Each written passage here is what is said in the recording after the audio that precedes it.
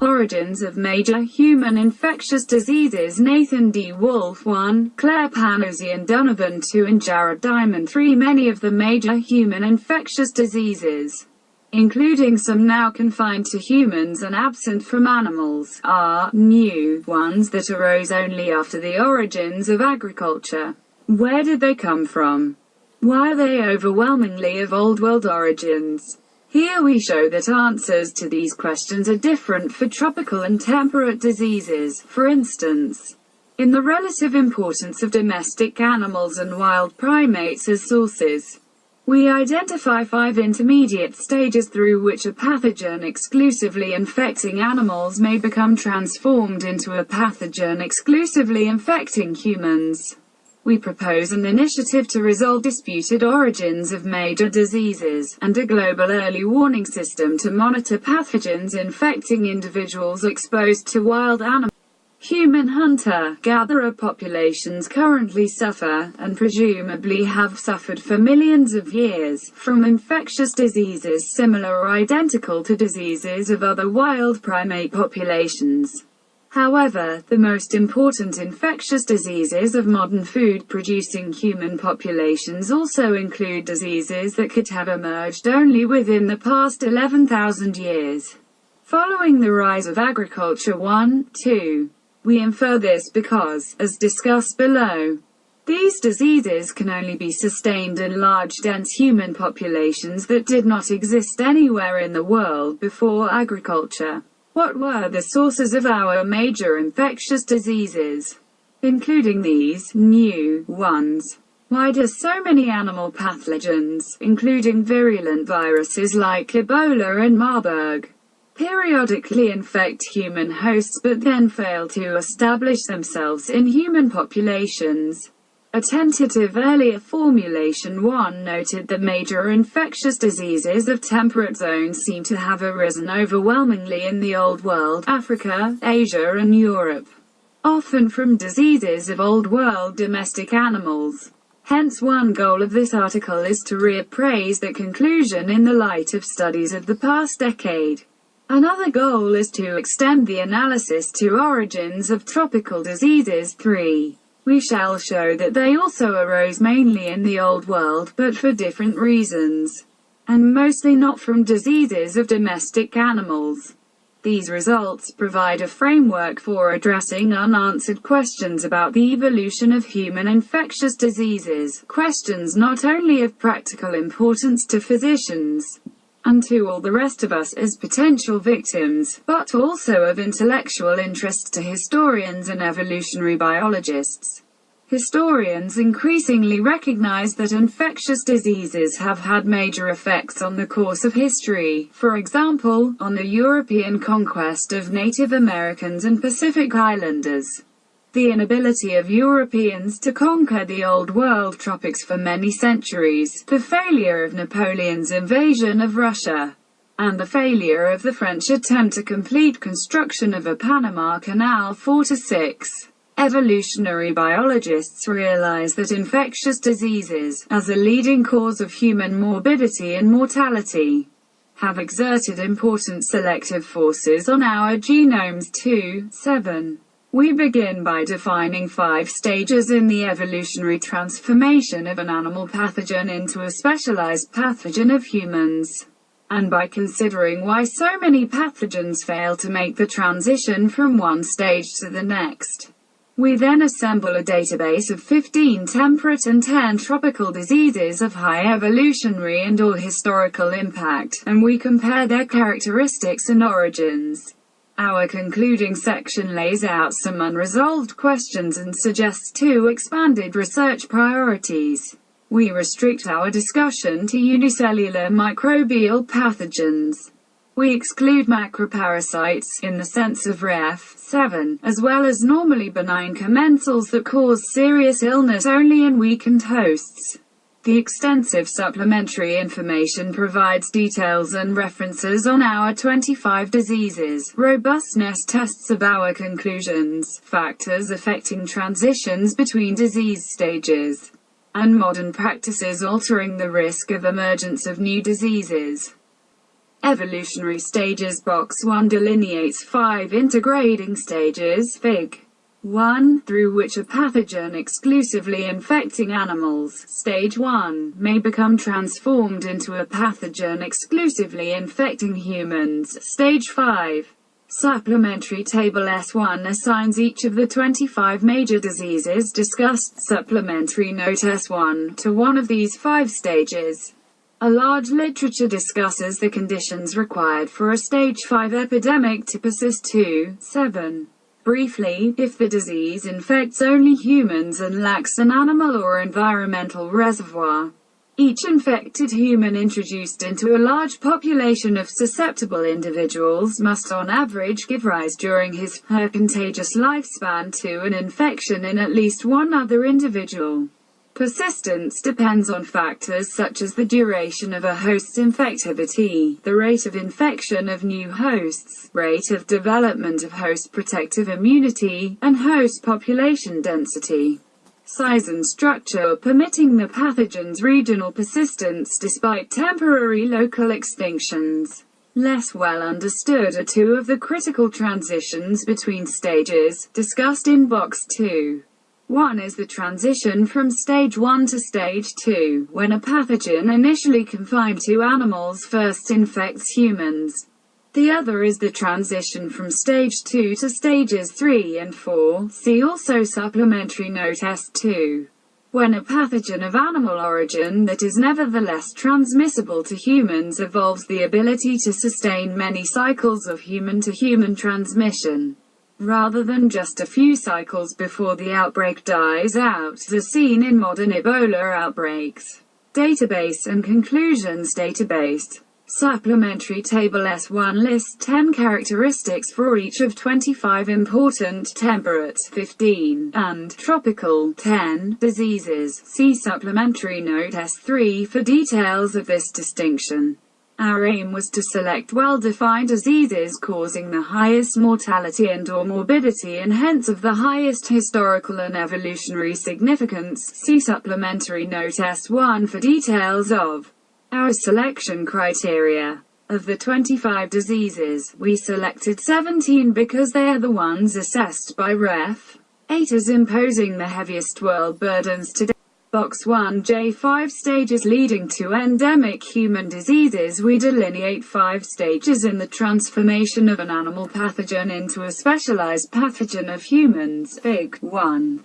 There is no inevitable progression of microbes from stage 1 to stage 5. At each stage many microbes remain stuck, and the agents of nearly half of the 25 important diseases we selected for analysis, Supplementary Table S1, have not reached stage 5. Stage 1. A microbe that is present in animals but that has not been detected in humans under natural conditions, that is, excluding modern technologies that can inadvertently transfer microbes, such as blood transfusion, organ transplants, or hypodermic needles.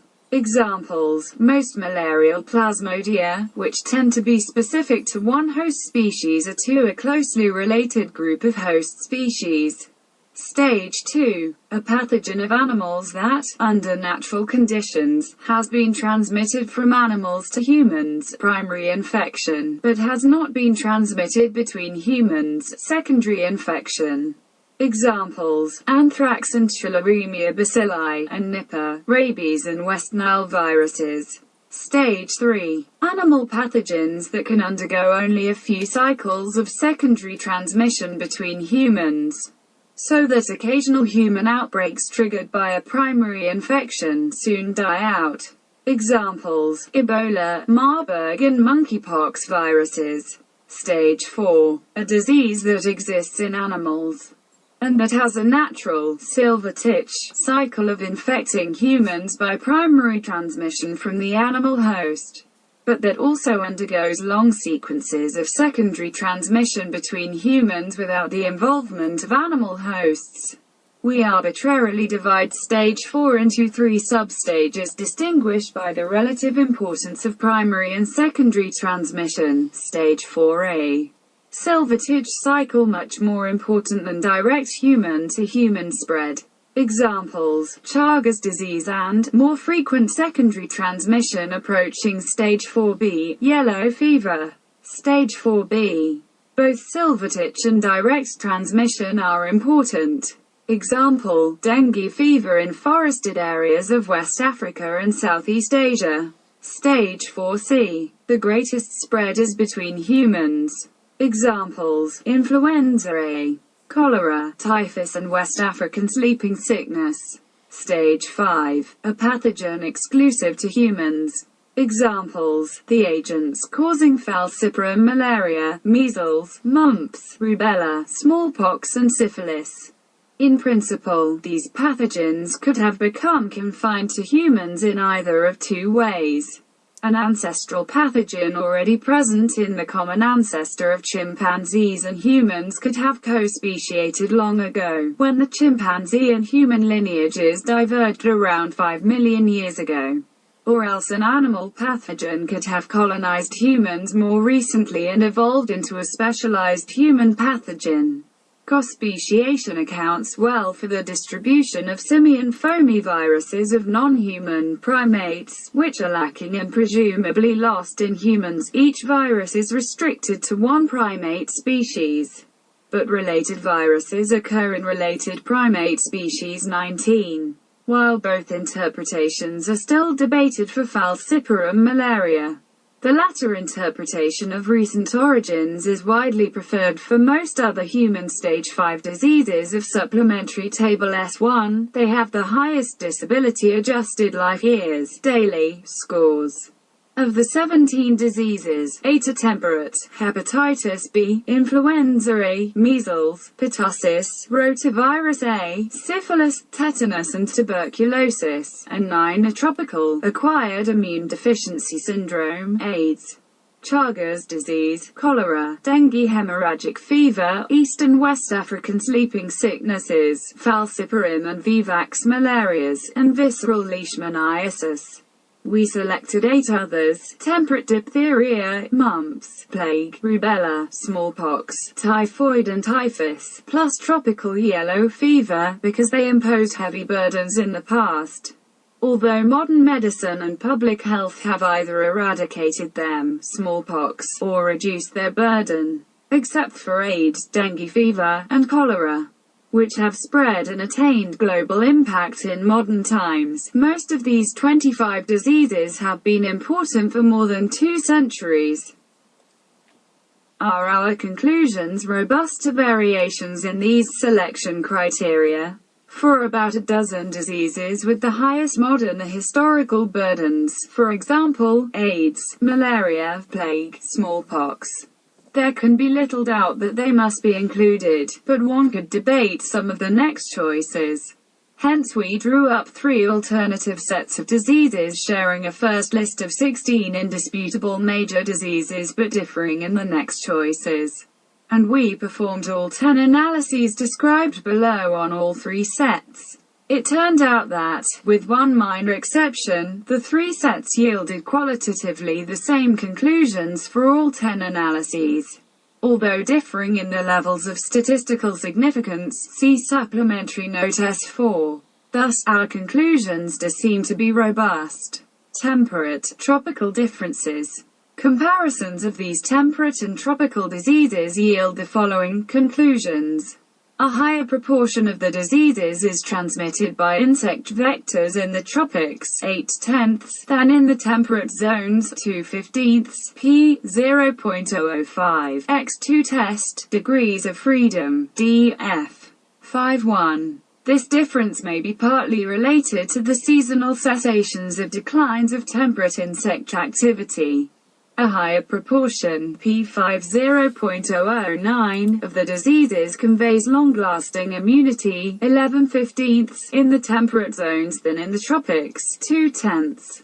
Animal reservoirs are more frequent, p 0.005, in the tropics, 8/10, than in the temperate zones, 3/15.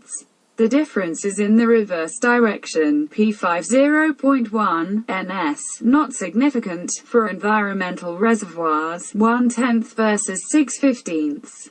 But those environmental reservoirs that do exist are generally not of major significance except for soil-bearing tetanus spores. Most of the temperate diseases, 12/15, are acute rather than slow. Chronic, or latent, the patient either dies or recovers within 1 to several weeks. Fewer, p5 0.01, of the tropical diseases are acute, 3/10 last for 1 or 2 weeks. 3/10 last for weeks to months or years, and 4/10 last for many months to decades. A somewhat higher proportion of the diseases, p5 0.08, NS, belongs to stage 5, strictly confined to humans, in the temperate zones, 10/15 or 11/15, than in the tropics, 3/10. The paucity of stage 2 and stage 3 diseases, a total of only 5 such diseases, on our list of 25 major human diseases is noteworthy. Because some stage 2 and stage 3 pathogens, such as anthrax and Ebola, are notoriously virulent, and because theoretical reasons are often advanced but also denied, as to why stage 5 microbes with long histories of adaptation to humans should tend to evolve low morbidity and mortality and not cause major diseases. We discuss explanations for this outcome in Supplementary Note S5.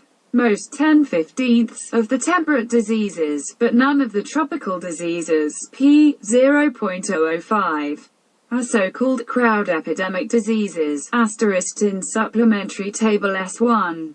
Defined as ones occurring locally as a brief epidemic and capable of persisting regionally only in large human populations. This difference is an immediate consequence of the differences enumerated in the preceding 5 paragraphs. If a disease is acute, efficiently transmitted, and quickly leaves its victim either dead or else recovering and immune to reinfection, the epidemic soon exhausts the local pool of susceptible potential victims. If in addition the disease is confined to humans and lacks significant animal and environmental reservoirs, depletion of the local pool of potential victims in a small, sparse human population results in local termination of the epidemic. If, however, the human population is large and dense, the disease can persist by spreading to infect people in adjacent areas, and then returning to the original area in a later year, when births and growth have regenerated a new crop of previously unexposed non-immune potential victims.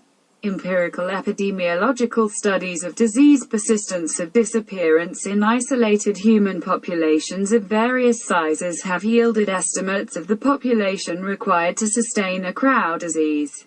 At least several 100,000 people in the cases of measles, rubella and pertussis 2.7. But human populations of that size did not exist anywhere in the world until the steep rise in human numbers that began around 11,000 years ago with the development of agriculture. 1.9. Hence the crowd epidemic diseases of the temperate zones must have evolved since then. Of course, this does not mean that human hunter-gatherer communities lacked infectious diseases. Instead, like the sparse populations of our primate relatives, they suffered from infectious diseases with characteristics permitting them to persist in small populations, unlike crowd epidemic diseases. Those characteristics include occurrence in animal reservoirs as well as in humans, such as yellow fever, incomplete and/or non-lasting immunity, enabling recovered patients to remain in the pool of potential victims, such as malaria, and a slower chronic course, enabling individual patients to continue to infect new victims over years, rather than for just a week or two, such as Chagas disease. Pathogen origins. See details for each disease in Supplementary Note S10. Current information suggests that 8 of the 15 temperate diseases probably or possibly reached humans from domestic animals: diphtheria, influenza A, measles, mumps, pertussis, rotavirus, smallpox, tuberculosis. 3 more probably reached us from apes: hepatitis B, or rodents, plague, typhus, and the other 4, rubella, syphilis, tetanus. Typhoid came from still unknown sources, see supplementary note S6. Thus, the rise of agriculture starting 11,000 years ago played multiple roles in the evolution of animal pathogens into human pathogens 1, 4, 10. Those roles included both generation of the large human populations necessary for the evolution and persistence of human crowd diseases, and generation of large populations of domestic animals, with which farmers came into much closer and more frequent contact than hunter-gatherers had with wild animals. Moreover, as illustrated by influenza A, these domestic animal herds served as efficient conduits for pathogen transfers from wild animals to humans, and in the process may have evolved specialized crowd diseases of their own. It is interesting that fewer tropical than temperate pathogens originated from domestic animals, not more than 3 of the 10 tropical diseases of supplementary table S1, and possibly none, see supplementary note S7. Why do temperate and tropical human diseases differ so markedly in their animal origins? Many, 4/10, tropical diseases, AIDS, dengue fever, vivax malaria, yellow fever, but only 1/15 temperate diseases, hepatitis B, have wild non-human primate origins, P5 0.04. This is because although non-human primates are the animals most closely related to humans and hence pose the weakest species barriers to pathogen transfer, the vast majority of primate species is tropical rather than temperate. Conversely, few tropical but many temperate diseases arose from domestic animals. And this is because domestic animals live mainly in the temperate zones, and their concentration there was formerly even more lopsided, see supplementary note S8. A final noteworthy point about animal-derived human pathogens is that virtually all arose from pathogens of other warm-blooded vertebrates, primarily mammals plus, in 2 cases, influenza A and ultimately falciparum malaria, birds. This comes as no surprise, considering the species barrier to pathogen transfer posed by phylogenetic distance, box 2. An expression of this barrier is that primates constitute only 0.5% of all vertebrate species but have contributed about 20% of our major human diseases. Expressed in another way, the number of major human diseases contributed, divided by the number of animal species in the taxonomic group contributing those diseases, is approximately 0.2 for apes, 0.017 for non-human primates other than apes, 0.003 for mammals other than primates, 0.00006 for vertebrates other than mammals, and either 0 or else 0.00003 if cholera really came from aquatic invertebrates. For animals other than vertebrates, see supplementary note S9. Geographic origins. To an overwhelming degree, the 25 major human pathogens analyzed here originated in the Old World. That proved to be of great historical importance, because it facilitated the European conquest of the New World, the Americas. Far more Native Americans resisting European colonists died of newly introduced Old World diseases than of sword and bullet wounds. Those invisible agents of New World conquest were Old World microbes to which Europeans had both some acquired immunity based on individual exposure and some genetic resistance based on population exposure over time, but to which previously unexposed Native American populations had no immunity or resistance 1, 4 to 6. In contrast, no comparably devastating diseases awaited Europeans in the New World, which proved to be a relatively healthy environment for Europeans until yellow fever and malaria of Old World origins arrived. 11. Why was pathogen exchange between Old and New World so unequal? Of the 25 major human diseases analyzed, Chagas disease is the only one that clearly originated in the New World. For 2 others, syphilis and tuberculosis. The debate is unresolved. It remains uncertain in which hemisphere syphilis originated, and whether tuberculosis originated independently in both hemispheres or was brought to the Americas by Europeans. Nothing is known about the geographic origins of rotavirus, rubella, tetanus and typhus. For all of the other 18 major pathogens, Old World origins are certain or probable. Our preceding discussion of the animal origins of human pathogens may help explain this asymmetry. More temperate diseases arose in the Old World than New World because far more animals that could furnish ancestral pathogens were domesticated in the Old World. Of the world's 14 major species of domestic mammalian livestock, 13, including the 5 most abundant species with which we come into closest contact, cow, sheep, goat, pig and horse, originated in the Old World. 1. The sole livestock species domesticated in the New World was the llama, but it is not known to have infected us with any pathogens. 1. 2. Perhaps because its traditional geographic range was confined to the Andes, it was not milked or ridden or hitched to plows, and it was not cuddled or kept indoors, as are some calves, lambs and piglets.